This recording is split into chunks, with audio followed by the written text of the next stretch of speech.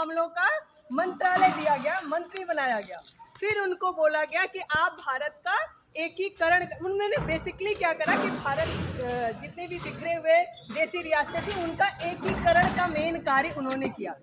और देखो अंग्रेज जाते जाते ये क्या बहुत बड़ी राजनीति खेल के गए थे कि देसी रियासतों को ये ऑप्शन दे दिया था। उनके पास 3 ऑप्शन थे, या तो आप भारत में चले जाइए, या आप पाकिस्तान में चले जाइए, या स्वतंत्र हो जाइए। कोई भी राजा हो, अगर आप वो किसी भी राज्य का राजा हो, उसको अचानक से बोल दो कि तुमको आम आदमी बनना है, क्या उसको मंजूर होगा?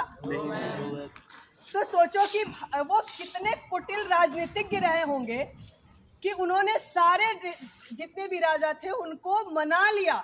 और वो बहुत ही, आप कह सकते हो ना, करिश्माई व्यक्तित्व था उनके एक हाथ में गाजर लेके चलते थे, दूसरे हाथ में लठ लेके चलते थे। अगर मानोगे प्यार से तो गाजर खिलाऊंगा, अगर नहीं मानोगे तो क्या करूंगा? लठ दिखाऊंगा। लेकिन मिलना तो तुमको भारत में ही है, आपको हम ऐसे नहीं छोड़ेंगे। तो बहुत ही करिश्माई व्यक्तित्व था उनका। और ऐसे करते उन्होंने सारे जितने भी देसी रियासतें, मोस्टली सारी देसी रियासतें किसमें मिल गई? आकर के भारत में मिल गई। सिर्फ 3 के साथ समस्या थी। कौन सी समस्या थी? किसके साथ?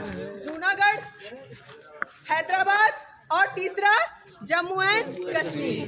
ये तीनों को भी उन्होंने बड़े ही अच्छे तरीके से मिला लिया। लेकिन थोड़ी सी दिक्कत हो गई पंडित जवाहरलाल नेहरू की, थोड़ी सी आप कूटनीतिक क्या कहूँगा, फेल्योर कह सकते हो, जम्मू एंड कश्मीर में हुआ, जिसकी वजह से आज हमारी जो जनरेशन है उसको फेस कर रही है।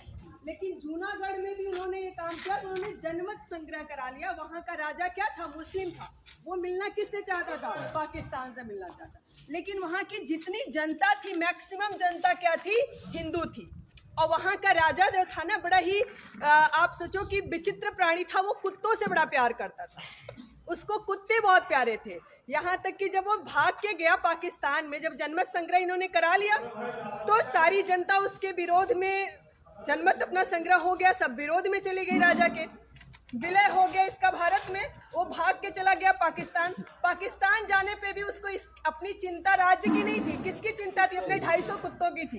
तो 250 कुत्तों को वहां पे मंगवाया है, बाकी उसको किसी बात की चिंता नहीं थी। तो जूनागढ़ को भी ऐसे करके उन्होंने अपने राज्य में मिला लिया। दूसरा क्या था हमारा, भी सर ने बताया, हैदराबाद का निजाम, उसको भी उन्होंने पोलो ऑपरेशन करके, पोलो ऑपरेशन क्यों कहा गया उस ऑपरेशन को? क्योंकि हैदराबाद में उस समय पोलो खेलते ना, एक गेम होता है, पोलो खेला जाता है। तो पोलो की फील्ड वहाँ बहुत ज्यादा थी, इसलिए उस ऑपरेशन का नाम क्या दिया गया? पोलो ऑपरेशन दिया गया।